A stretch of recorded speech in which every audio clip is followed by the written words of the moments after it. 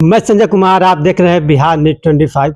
हमारे साथ ढाका के पूर्व विधायक पवन जायसवाल जी। सर, स्वागत है सर। सर, नया साल की भी ढेर सारी शुभकामनाएं सर। आप लोग को भी। सर, आपने जिस तरह से ढाका में 178 वोट से फर्जी वोट होने के दावा किए हैं सर, इससे क्या कहना चाहते हैं? ये सारी चीज तो सभी न्यूज चैनल पर आ चुका है और ढाका का मामला माननीय उच्च न्यायालय में है और 2026 पूरे देश को फर्जी वोटिंग के मामले में एक अच्छा पैगाम देने वाला, क्योंकि जैसा कृत आप करेंगे उसके हिसाब से फल आपको मिलेगा। ये तो सब ईश्वर को देना है, माननीय न्यायालय के माध्यम से होना है। इसलिए अब इस पर चर्चा परिचर्चा नहीं, अब न्यायालय में जो बहस होगा वो देखने लायक होगा। न्यायालय में जो पक्ष विपक्ष के द्वारा अपना पक्ष रखा जा रहा है और अंतिम निर्णय जो माननीय न्यायालय का आएगा उसका इंतजार है ढाका की जनता को, देश की जनता को, राज्य की जनता को। सर, विपक्ष कह रहा है कि एक सत्ता पक्ष के पूर्व विधायक ने साबित कर दिया कि सरकार उन्हीं का है, चुनाव आयोग उन्हीं का है। ऐसा भी होगा? विपक्ष के पास कोई काम धंधा है नहीं, साबित क्या कर दिया? मान लीजिए लालू यादव की सरकार थी तो क्या होता था? 2005 के पहले के बिहार को तो याद करना पड़ेगा विपक्ष को। सर, विपक्ष अपने मुद्दा दे दिया। हाँ, नहीं, वही बात हम कह रहे हैं ना। पहले तो वो अपने चीज, अपना आईना में झांकना चाहिए अपने आप को। 2005 के पहले बिहार में जब पंचायत चुनाव या एमएलए एमपी के चुनाव होते थे तो क्या होते थे? बूथ कैप्चरिंग होता था, गोली चलते थे, सैकड़ों लोग मारे जाते थे। जिसका जहां दबदबा है वहां छाप लिया। चुनाव लड़ने में जनता से ज्यादा लोग गोली, हथियार और क्रिमिनल पर ध्यान देते थे नेता।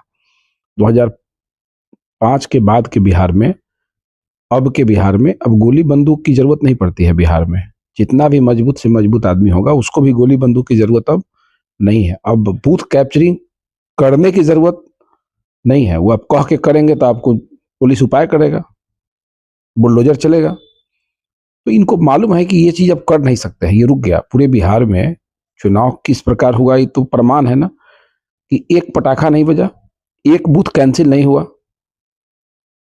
तो ऐसे परिस्थिति में अब जिनको लूट का आदत है वो अपना पिछली गली से रास्ता निकाले होंगे कि फर्जी वोटिंग करें, मेरा दबदबा है, हम अपने गांव में 100 को फर्जी वोटिंग कर लिए। अरे भाई, तो वहां अगर दूसरा पार्टी का कार्यकर्ता मजबूत नहीं होगा या होगा भी तो कम होगा, एक परिवार दो परिवार होगा, तो क्या करेगा? वो पोलिंग एजेंट बैठ के नाम में टिक लगाएगा। विरोध करने की क्षमता तो है नहीं, कैसे करेगा क्षमता? जहां विरोध किया वहां मारपीट किया गया उसके साथ में। तो वर्कर को हम ही थोड़े कह सकते हैं कि आप मारपीट खाइए मेरे लिए दिन भर। आखिर वही वर्कर का ना कमाल है कि जो लोग विदेश में थे, जो लोग कहीं थे, उनका नाम निकाल के दे दिया, जो मृत थे उनका निकाल के दे दिया, जो डबल नाम वाले हैं उनका निकाल के दे दिया। इसमें नीतीश जी और मोदी जी बैठ के थोड़े एसआईआर करते हैं। एसआईआर निष्पक्ष हुआ। मानते हैं कि एसआईआर गलत हुआ है? हम क्यों कहेंगे गलत हुआ है? भाई, छूट नहीं सकता है। कितना गलत हुआ? 3,35,000 नाम है। मेरा कंप्लेन 1444 पर है।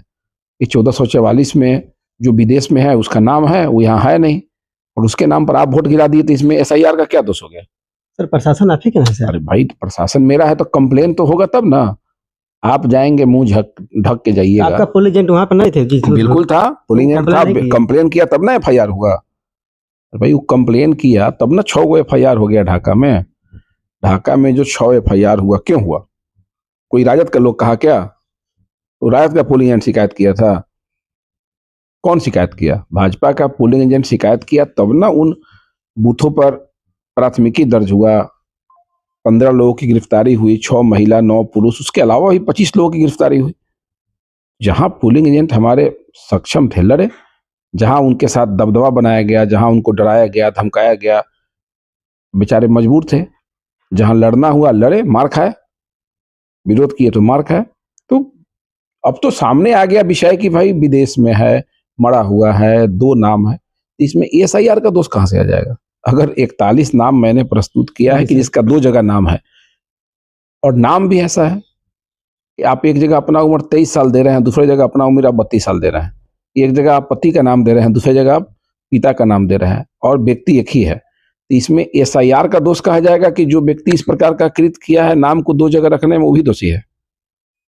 तो आदमी दोषी होगा सर। अगर कोई बीएलओ से मतलब गलती से छूट गया तो उसका दोष नहीं माना जाएगा, और किसी बीएलओ ने जानबूझ के छोड़ दिया तो दोषी है। तो ये तो कोर्ट को तय करना है, ये मेरा काम नहीं है। ढाका के जनता की न्याय मिलेगी? देखिए, ढाका की जनता दो पक्ष में है ना भाई। एक पक्ष पवन जायसवाल को विधायक बनाना चाहता था, दूसरा पक्ष आरजेडी को बनाने में दिलचस्पी नहीं, लिया। जिस तरह से गलती हो ये गया। न्याय और अन्याय की बात नहीं है ना।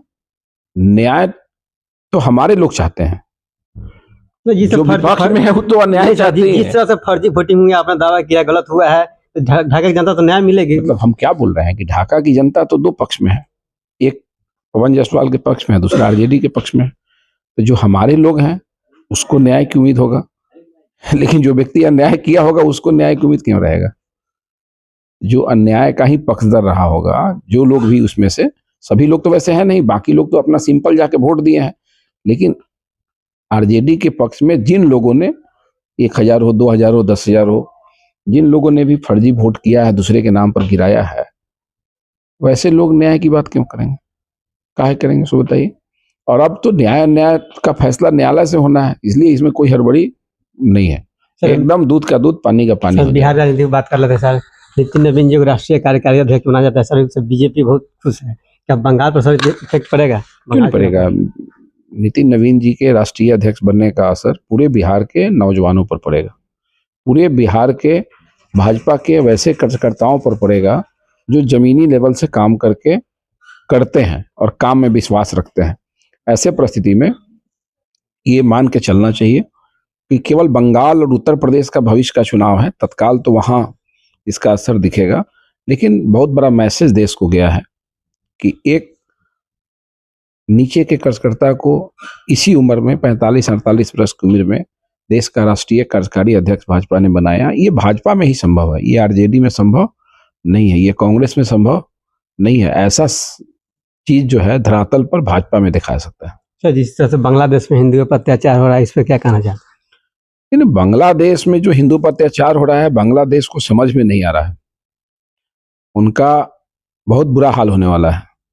और मोदी जी कभी भी बोलते कम है, लेकिन जब वो करेंगे तब बांग्लादेश को समझ में आएगा कि हिंदुओं पर अत्याचार का क्या फल बांग्लादेश को मिलेगा। और मिलना शुरू हो गया है। सारी चीज मीडिया में नहीं आता है, सभी चीज मीडिया में आप नहीं देख सकते हैं। ये देश की नीति है, सभी चीज आपको बताया भी नहीं जा सकता है, सभी चीज हमको भी जानने की जरूरत नहीं है। लेकिन जो लोग हैं जो बांग्लादेश को जानते हैं, बांग्लादेश में जो लोग इंटरेस्ट रखते हैं, जो देश की राजनीति में इंटरेस्ट रखते हैं, वैसे तमाम लोगों का जो इंटरव्यू हम लोग देखते हैं तो समझ में आ जाता है कि बांग्लादेश का अब खैर नहीं है। देखें ना आप बांग्लादेश के खिलाड़ी का